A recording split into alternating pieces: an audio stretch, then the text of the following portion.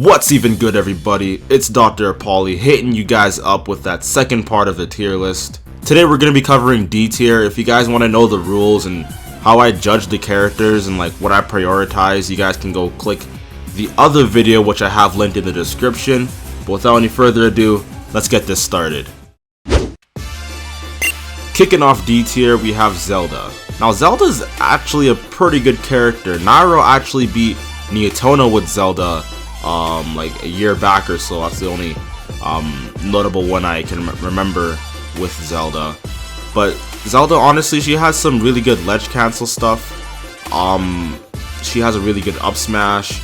Forward smash can be used to cover ledge. I've faced some really good Zeldas and they're actually really good, but I mean, once you fight Zelda enough, you kind of just start to like recognize her tricks. So I don't really think she's like really all that good, but I mean, she's still a pretty solid character. I think her spot on the tier list is very, very justified. Next up, we have Roy. Roy is similar to Zelda, where like if you know all his tricks, then it's a lot harder to do good with the character. The character is still good, but once you learn all his tricks, it's not as overwhelming. Like when Roy does down throw, you don't DI in and you don't air dodge because he's just gonna forward smash you and kill you at like 70%. And yeah, little things like that. As we all know, Roy has like an extremely strong base of his sword. Like every single one of his base attacks is just silly. Like forward air, back air, heck, even jab. They're all just crazy.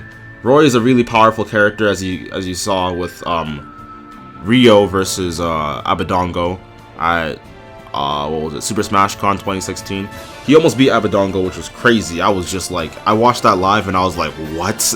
I was losing my mind. It was crazy. Now Falco's one of my favorite Smash Bros characters. I'm black and all Falco mains are black, so I mean we just have some sort of special connection to Falco. I don't know what it is. I like Falco. I don't play him, but I like Falco. Falco has a lot of cool like jab lock setups and like footstool combos that I've seen on Twitter. And going off experience, Falco's actually a really good character from what I've played. He has amazing aerials, amazing smash attacks, pretty good edge guarding, and I think he has pretty good frame data. The main thing holding him back, which as you guys all know, is his recovery. It's almost comical how bad his recovery is. But yeah, Falco's an amazing ground fighter, he's an amazing air fighter. I can honestly see Falco moving up the tier list quite a bit, possibly even to the C tier. That's just how much confidence I have in this character. But it's probably just me being biased. Let's move on to the next character. Bowser Jr. is another character I can see moving up in the tier list. He has some pretty cool setups with his bomb thing.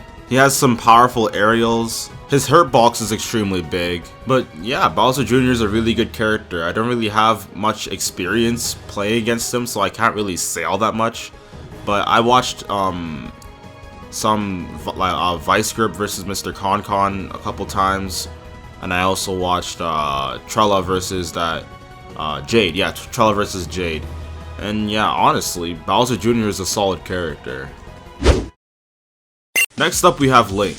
Now, I know I'm not just speaking for myself when I say that Link is just an inflated version of Toon Link. Or at least feels like an inflated version of Toon Link. You guys should already know the gist with Link if you've been on For Glory ever. He has a decent combo game with down throw up air and down throw up tilts and whatnot. He's got pretty good projectiles with his bombs and arrows. He actually has some really strong aerials with his forward air, his up air, and his down air. Up smash is really good. When up smash and boomerang and bombs are linked correctly, they can rack up some pretty good damage and create some really good combos. The problem with all of this is that Link's grab is actually really laggy. It's a tether grab, but it's still really laggy, so you're gonna eat up a really big punish if you try and go for a grab and you miss. So Link's usually resort to going for projectiles as it's a lot safer. And Link's combo game isn't that good, so the reward isn't too much. But all things taken into consideration, Link is a pretty good character. Now PacMan's a character that has a lot of cool little tricks that can get you a lot of really cool KOs. His hydrant can also be a pain for some characters.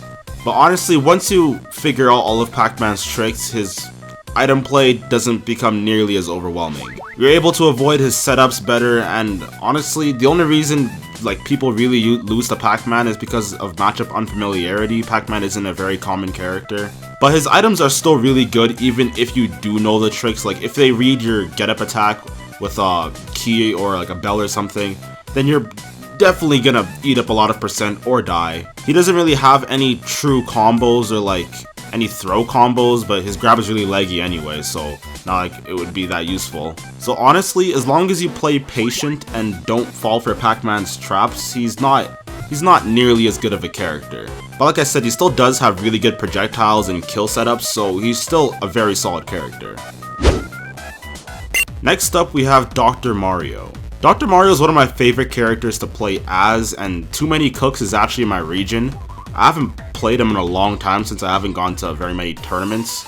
At least in 2016. I remember in 2015, in like 4 months, I went to like 3 or 4 different tournaments. But in 2016, I don't really go to that many tournaments. Anyway, Dr. Mario is a really solid character, and I feel like he's slightly underrated. His combo game, his damage output, and his kill moves are all really strong. Forward smash is really strong. Up smash is even stronger than Mario and Luigi's. In terms of damage output, at least. I don't know about in terms of killing power, but in terms of damage output, it does more damage than Mario and Luigi's. Down smash is really good. Forward air, there's probably a couple other ones I'm missing, like back air and whatnot. He has frame traps with down throw, forward air, down smash. Like he can forward air you, then if you air dodge, then he can just land a down smash. But if you don't air dodge, you're just gonna get hit by a forward air, even if you jump and whatnot. I think Dr. Mario is a very good character on the stage, but as soon as he goes off stage, it's kinda not too fun for him. He has one of the worst recoveries in the game. Like his aerial mobility isn't like amazing. He falls pretty fast actually for some reason, and his jump and up B are kinda lackluster. His up B does have invincibility, so it's kind of hard to contest unless you have a disjoint. Down B can sometimes help with the horizontal movement, but it isn't really that good for vertical movement, so it's not really that helpful for him to recover. But honestly, if Dr. Mario had a better recovery, I think he'd honestly be a very, very good character.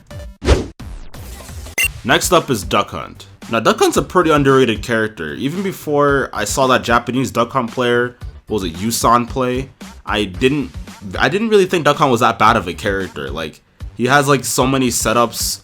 He has pretty good projectiles and pretty consistent kill moves along with pretty consistent kill setups. My younger brother plays Duck Hunt, so it's probably why I think he's better than most people did.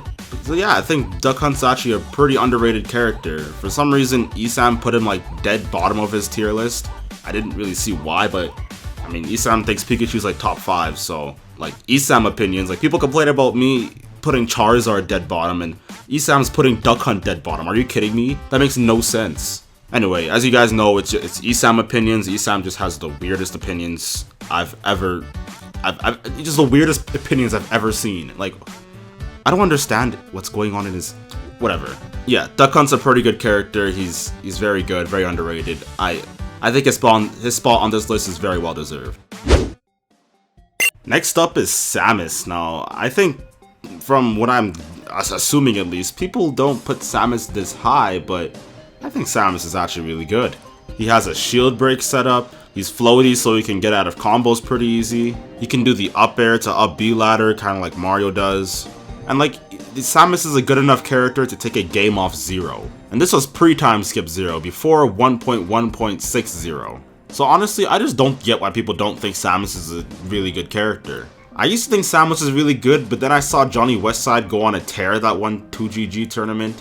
I think it was Esam Saga. And yeah, ever since then, I'm just like, this character is not as bad as people say, or what people are saying. Kirby's a pretty good character. He has a really good combo game, and his downer is really good for edge guarding characters with exploitable recoveries. Like, according to Fatality and a bunch of other Falcon mains, Kirby beats Falcon 70-30, which I just find so funny. If I'm being honest with you, I don't really know that much about Kirby. I just know that he has a really good combo game from what I've played with and what I've seen. And his down air is one of the most satisfying and honestly one of the most busted moves against some characters. I want to see more from Kirby. I think he's a really underrepresented character. and I think he actually has quite a bit of potential, honestly. I think he's one of the most underdeveloped characters because not that many, like, top players play with him. I say top players because, like, all the casuals play with Kirby and just spam down B. Finally, to cap off D tier, we have Palutena. Now, we all know what Palutena is capable of thanks to Prince Ramen. She has a lot of teleporting air dodge tech to help her with her movement and mobility. Up air is a strong kill move, side B can be used to edgeguard. There's just a lot of moves that are really good for spacing and whatnot. She's just a really good fundamental character. She has a lot of attacks that just link together really nicely. And yeah, I don't think there's any real complaints about Palutena being at the top of D tier. I think she's a really good character and we've seen what she's capable of doing. And that's beating some of the best players using some of the best characters. That'll be it for this video. Thank you guys for watching. I'll catch you guys in the next part of the tier list. It's gonna be C tier, which actually has the most characters. This is kind of like, C tier is like kind of the balanced characters. Like they have like their great strengths and they have their great weaknesses. There's a total of like 15 or so characters in that tier, so it's gonna take a while to make. Again, thank you guys for watching, and I'll see you guys in the next part. Alright, see ya!